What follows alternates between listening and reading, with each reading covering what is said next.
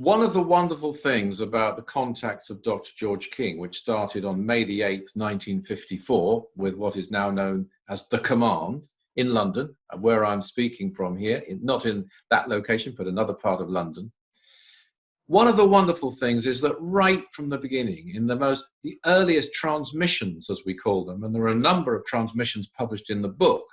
I must say they were selected by my colleague and friend Brian Kneep for the book, and they cover various aspects of this topic. But right from the very beginning, there's one transmission published in the book from October 1954, actually, or an extract from it. There was a spiritual aspect to it.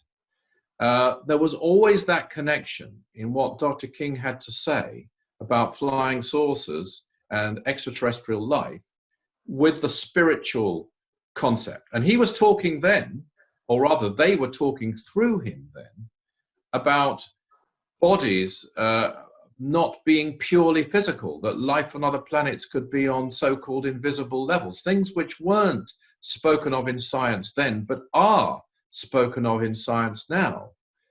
And this is the missing link, I would say. When I first started in this movement, the UFO movement, that is, about 40 years ago, speaking and running events and so on, there was a sharp distinction between those on the spiritual side and those on the nuts and bolts, as they used to call it, side, those who really eschewed spirituality and didn't like those of us who were putting a spiritual message in connection with UFOs.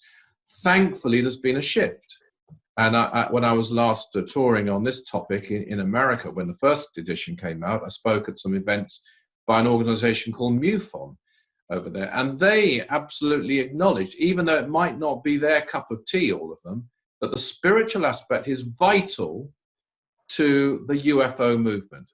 I think that is key. I think it's the spiritual connection. I think without that spirit, I'd go even further. Without the spiritual connection, it's a fruitless quest. Because what the intelligences from other worlds want us to do is to change. That's when they'll come among us openly. When we start to help others, when we start to turn towards spiritual wisdom and knowledge and start to live it, that's the time when they'll be able to come closer and make more contacts with us. So, I would say, look at an object, a craft, like, for example, satellite number 3, of which we speak in the Ethereal Society, which is not a UFO to be sighted and photographed and filmed and tracked on radar. That's not their intent. It's here to pour spiritual energy down to our world, regardless of your belief. You might not even believe in UFOs, but they will still help you in your spiritual work. And that's the sort of thing I would suggest people investigate, and they'll find the answers in this book, and they'll definitely find the answers in the Ethereal Society.